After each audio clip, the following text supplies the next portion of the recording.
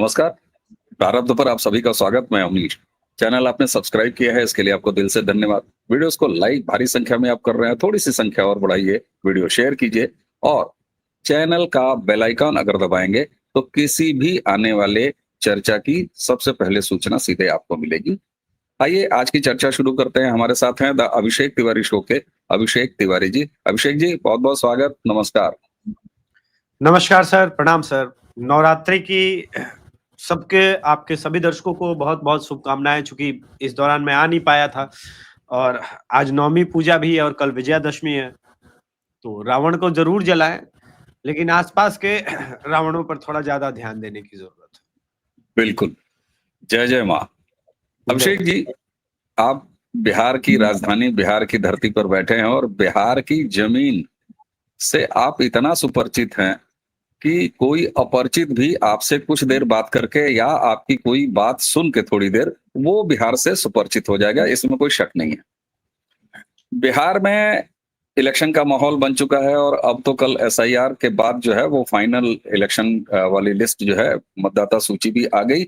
यानी वोट चोरी एसआईआर का मुद्दा वो अब तिरहुत चला गया, यानी पास्ट हो गया, खत्म हो गया। राहुल गांधी देश में है नहीं, देश में कब रहते हैं, तो इसलिए कांग्रेस का इकोसिस्टम जो बचा कुचा है वो भी अब इस पर बात नहीं कर रहा है। लेकिन बिहार में एक तड़का लग गया है, नया नया तड़का लगा है। हालांकि ये तड़का लोकसभा चुनाव में भी लगा था। उस तड़के का नाम है पवन सिंह।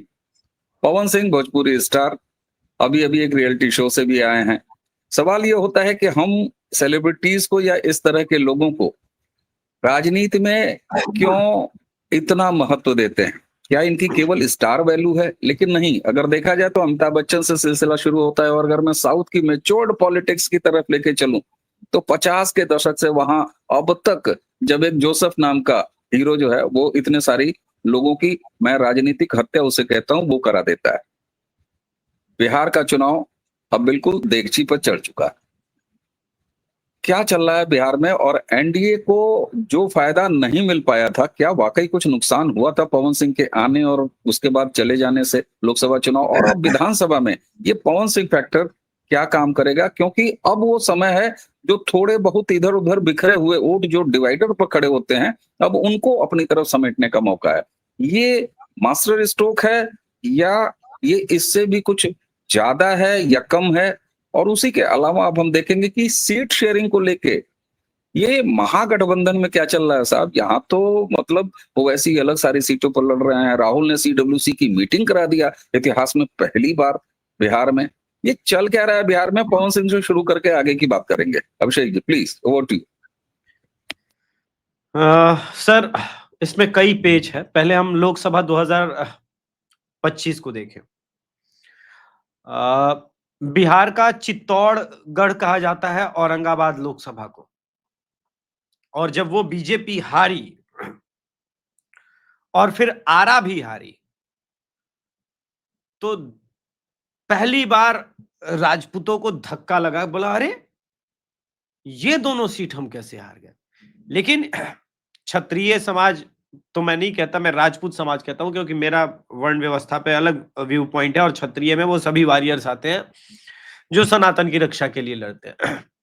तो जो राजपूत समाज की राजनीति है बिहार के अंदर, वो प्रभाव में बनी रहे। और सबसे बड़ी बात, इतना अधिक खराब इंपैक्ट ना हो कि शाहाबाद में फिर स्ट्रगल करती नजर आए। शाहाबाद प्रमंडल सर बहुत जरूरी है, इस बात को समझा जाए।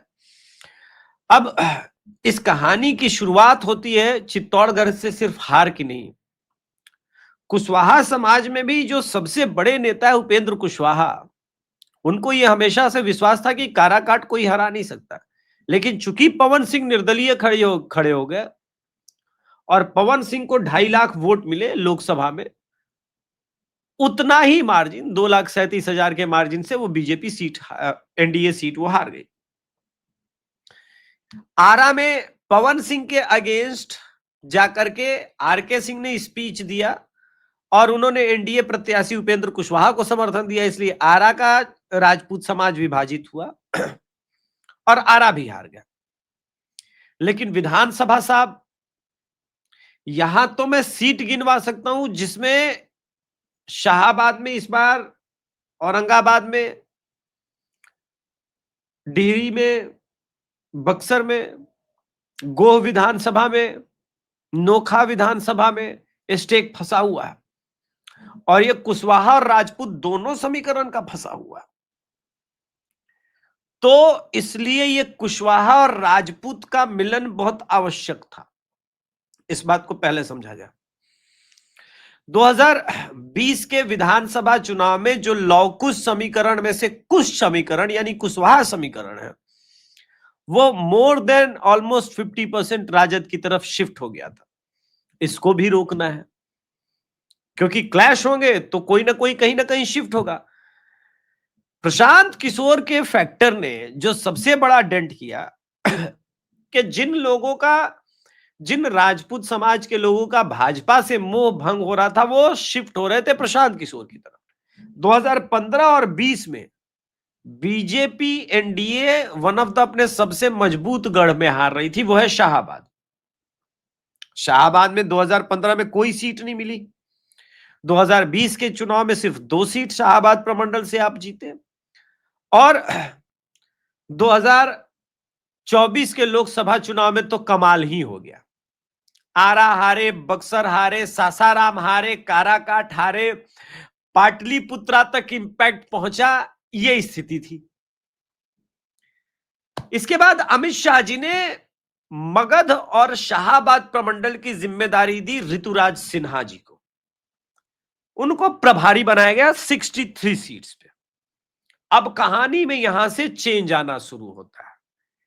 ऋतुराज सिन्हा जी ने बिल्कुल पॉलिटिकल पंडित को साइडलाइन करके अपने रिसोर्सेस का प्रयोग करके, जितने उनके पास रिसोर्सेस रहे, उन्होंने लोकल ग्राउंड सेंटिमेंट को पकड़ना शुरू किया।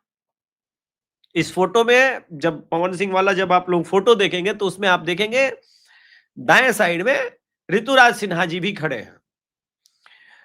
तो पकड़ना शुरू किया और फिगर आउट करने लगे सीट बाय सीट कि गोह का समीकरण, गोह विधानसभा में क्या समीकरण है, नोखा में क्या समीकरण है, भभुआ में क्या समीकरण है, काराकाट विधानसभा में क्या समीकरण है, चेनारी विधानसभा, करहगढ़ विधानसभा।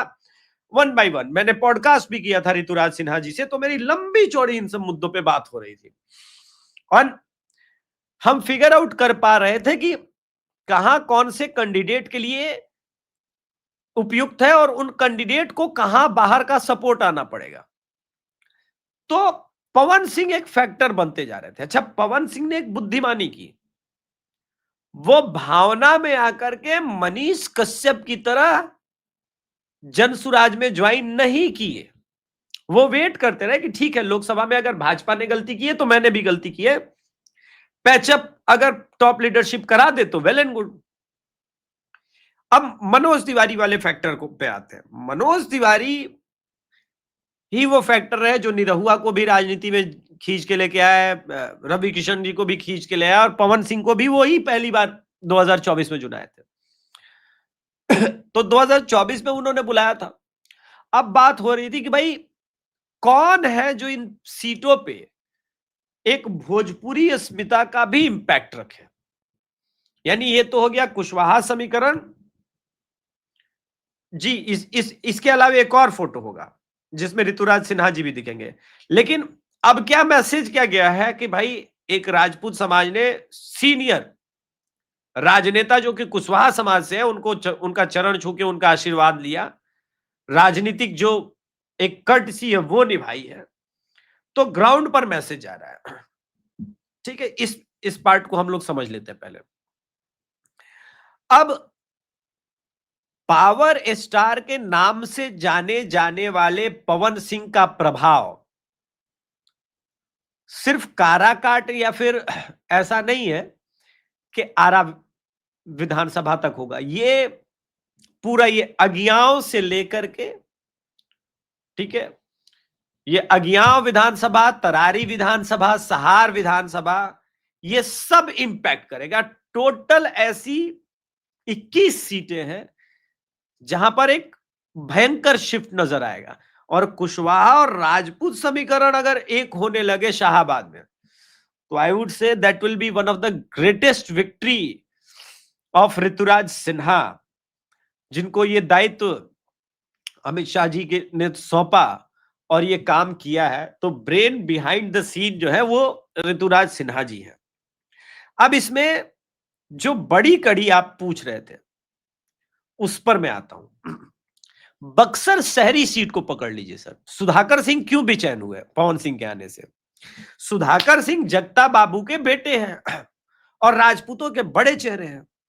बक्सर का राजपूत अमूमन सुधाकर सिंह के साथ और जगता बाबू के साथ खड़ा रहा है, लेकिन पवन सिंह आकर के जो कहते हैं मैं पावर स्टार हूं, उनके आने से बक्सर शहरी सीट का समीकरण गड़बड़ा जाएगा सर। क्योंकि वहां जो पिंटू तिवारी हैं जो कि कांग्रेस के नेता हैं और ब्राह्मण हैं, उनके जीत का कारण सिर्फ ब्राह्मण वोटर नहीं है। सुधाकर सिंह और जगता बाबू का राजपूत वोटर का जो सपोर्ट मिल जाता है कांग्रेस को, और प्लस मुसलमान को का वोट का सपोर्ट, इस कारण से वो ब्राह्मण बहुल सीट जो कि बीजेपी को जीतनी चाहिए थी 2 बार से वो जीत रहे हैं। ठीक है, अब समीकरण में ये बदलाव होता है तो पवन सिंह का उपयोग करना है एज ए स्टार कैंपेनर, और एज ए स्टार कैंपेनर आपने यूज कर लिया इन शाहाबाद के क्षेत्रों में, तो भाई साहब गदर मच जाएगा। मैं बता रहा हूं, गदर मच जाना है। और कांग्रेस और राजद दोनों सदमे में है। उन्हें समझ में नहीं आ रहा है कि इसका अभी इमीडिएट रिप्लाई क्या किया जाए, क्योंकि अभी तक ये था कि भाई कुशवाहा ओबीसी पे हम काउंटर कर रहे हैं, लेकिन यहां एकदम से उपेंद्र कुशवाहा का स्टेचर बड़ा कर दिया गया। ये स्टैब्लिश करने की है। अच्छा, दूसरी राजनीति के बारे में जो लोग नोएडा वाले पत्रकार समझ नहीं रहे कि इसका क्या इंपैक्ट होगा, मैं उनको बताऊं सर, आप लोग बिल्कुल मिसकैलकुलेट कर रहे हैं। प्रशांत किशोर बीजेपी के सम्राट चौधरी पर जितना पर्सनल अटैक कर रहे हैं, वो उतना बड़ा नेता बनता जाएगा लालू प्रसाद यादव जी से इतर बिहार में। मैं बता रहा हूं, नीतीश कुमार जी से इतर। क्यों? सम्राट चौधरी कुशवाहा समाज से आते हैं, प्रशांत किशोर ब्राह्मण समाज से आते हैं। ग्राउंड पर मैसेज क्या जा रहा है कि प्रशांत पांडे कुशवाहा समाज के नेता को अपमानित कर रहे हैं, बार बार बिलो द बेल्ट जाकर के अपमानित कर रहे हैं। और वो जो बीजेपी चाहती थी एक प्लेटफॉर्म देना, वो प्लेटफॉर्म प्रशांत किशोर ने देना शुरू कर दिया है।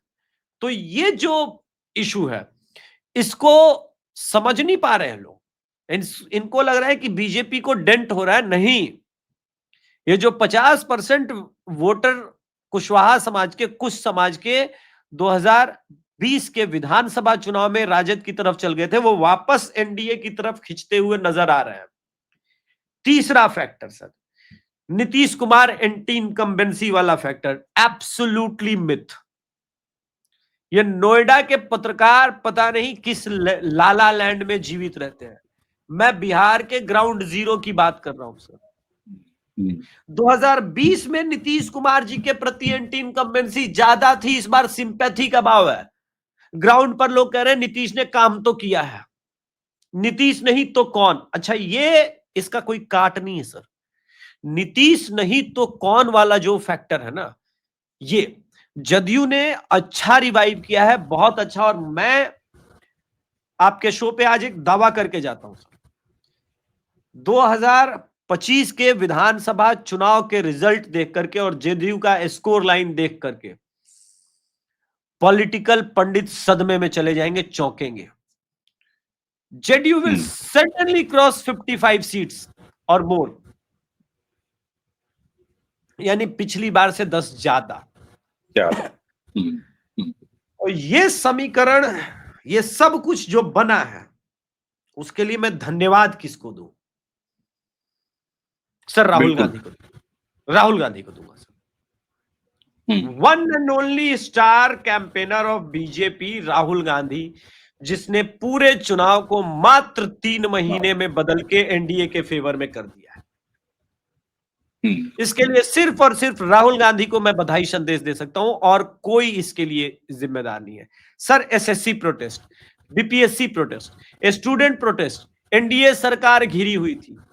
इन मुद्दों से हटा करके कमाई दवाई पढ़ाई जो राजद का कोर मुद्दा था, उससे हटा करके ये वोट चोरी मुद्दे पर लेके आया 3 महीने में। और जो बदमाशी की इन लोगों ने ग्राउंड जीरो पर, सब कुछ हवा हो गया। इनफैक्ट मैं ये कहूंगा सब कुछ इन्होंने स्वाहा कर दिया है। राहुल गांधी बधाई के पात्र तो है। बिल्कुल, राहुल गांधी तो मतलब बीजेपी के लिए वाकई एसेट हैं। हालांकि ये व्यंग नहीं है, अब तो धीरे धीरे ऐसा लग रहा है कि ये बिल्कुल सीरियस बात है। अच्छा, आपने प्रशांत किशोर और सम्राट चौधरी वाली बात कही। मैं प्रशांत किशोर में एक आदत देख रहा हूँ। इससे पहले वो तेजस्वी को personalise comment, below the belt हमले करना, देखिए वो किसी को करें। अब वो प्रशांत किशोर कितने बड़े नेता हैं और कितने पुराने नेता हैं, कितने नए नेता हैं, लेकिन प्रशांत में ये आदत पाई जा रही है। वो किसी एक को चुनते हैं, शुरुआत में उन्होंने तेजस्वी को चुना और बिलो द बेल्ट और पर्सनल कमेंट वो लगातार करना, अब सम्राट को। अब जरा चलते हैं, आपने कहा कि क्रेडिट आपने दे दिया, आई लव यू टाइप का क्रेडिट राहुल गांधी को दे दिया। एसआईआर हो गया, फाइनल सूची आ गई। अब वो बात हमने पहले कहा, वो गया तिरहुत, खत्म हो गया, अब वो बात ही नहीं हो रही है। लेकिन सीडब्ल्यूसी की मीटिंग वो राहुल गांधी कर बैठे। रही सही कसर, उन्होंने ओवैसी को मजबूर कर दिया कि सारी सीटों पर लड़ने का ऐलान कर दें। एक फैक्टर ये भी आ गया। अब ये महागठबंधन में चल क्या रहा है? और रही सही बात, ये आपने एक बात कही कि नीतीश नहीं तो और कौन, ये इतना स्ट्रांग अगर प्रिवेल कर रहा है और उधर महागठबंधन में राहुल या कांग्रेस जो तेजस्वी का नाम लेने को राजी नहीं है, तो ये क्या लड़ाई आपस में ही है? ये क्या एनडीए से लड़ने वाले हैं कि आपस में ही लड़ रहे हैं? एक तरफ एनडीए ने अपना सुधार कर लिया और दूसरी तरफ यहाँ तो खेला ही बिगाड़ कर लिया। तो अब कुछ बनने की उम्मीद है या वाकई कुछ महाराष्ट्र जैसा चौंकाने वाला बिहार देने जा रहा है? पवन सिंह का तड़का अलग है। नहीं, महाराष्ट्र जैसा तो रिजल्ट आना ही मुझे तो अभी दिख रहा है, इसमें कोई संदेह नहीं है। पहले हम इस समझते हैं, पहले कांग्रेस के इस चरित्र को देखिए। कांग्रेस 70 पे क्यों अड़ी हुई थी कि इतना सीट तो हमको चाहिए, क्योंकि वो मैक्सिमम नंबर अपने लिए चाहती थी। मेरा मानना है कि कांग्रेस को कम से कम 15 सीट सेक्रीफाइस करना है, वो 55 से ऊपर नहीं देगी। संजय यादव और राजद 40-40 बोल रही थी, ये 70 बोल रहे थे, बीच का कोई नंबर लाना था। तो दोनों तरफ से पॉलिटिक्स, ये गेम चल रहा था, ठीक है। अब इसमें मुकेश सहनी नाम का चैप्टर है।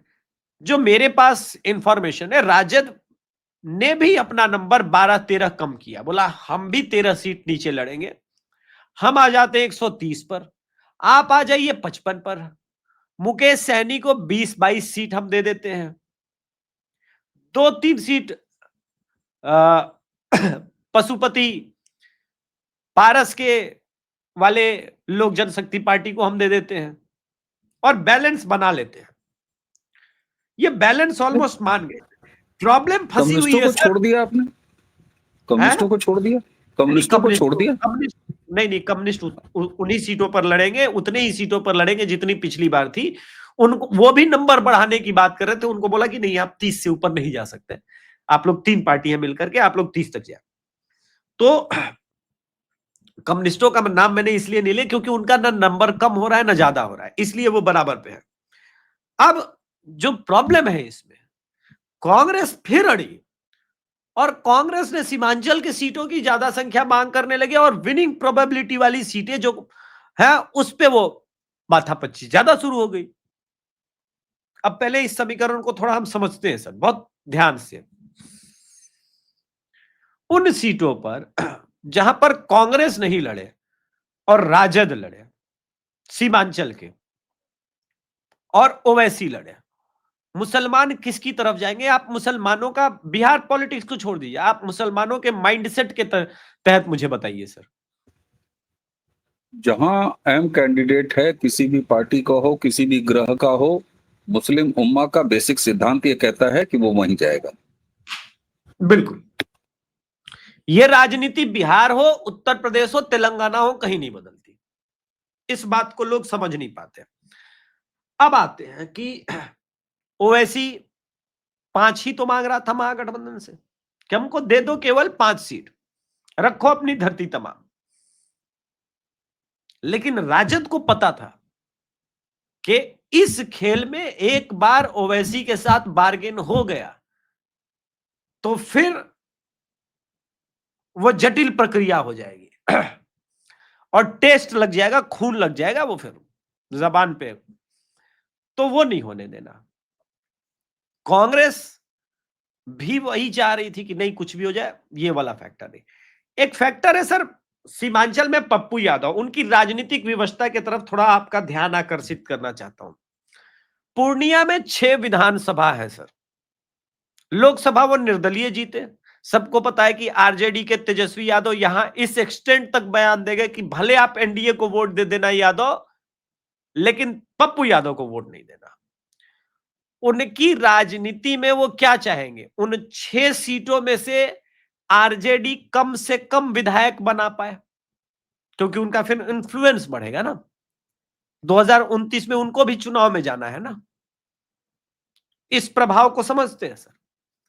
तो पप्पू यादव का सारा प्रयास है कि 2-4 सीटें कांग्रेस यहां लड़ ले, वो जीत ले, कोई दिक्कत नहीं है। राजद एक भी ना जीत पाया। ठीक है, अब आ जाते हैं समीकरण में एडेड जो परेशानी है राजद के लिए। 130 ही सीट पर लड़ रहे हैं, मतलब बचे हुए जो 123 सीट है वहां guarantee, almost guarantee non Yadav candidate लड़ेंगे। और वो कैंडिडेट जो राजद के सीट पर 5 साल 10 साल से मेहनत कर रहे हैं, फिर उनको नहीं मिलेगा। तो वो क्या खेल खेलेंगे सर? ये लोकसभा का चुनाव नहीं है, ये विधानसभा का चुनाव है, पहले बता दूं दर्शकों के लिए, आपको तो पता ही है। फिर वो क्या खेल खेलेंगे?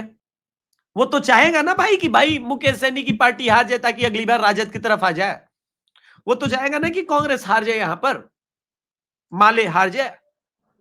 उसको भी तो राजनीति करनी है ना, ये लोकल राजनीति है, विधानसभा लोकल मुद्दों पे होती है। ऐसे में राजद का नंबर जितना कम होगा उनके जीतने के चांसेस और उतने कम होंगे। सो मेरा जो अभी बिहार का असेसमेंट है,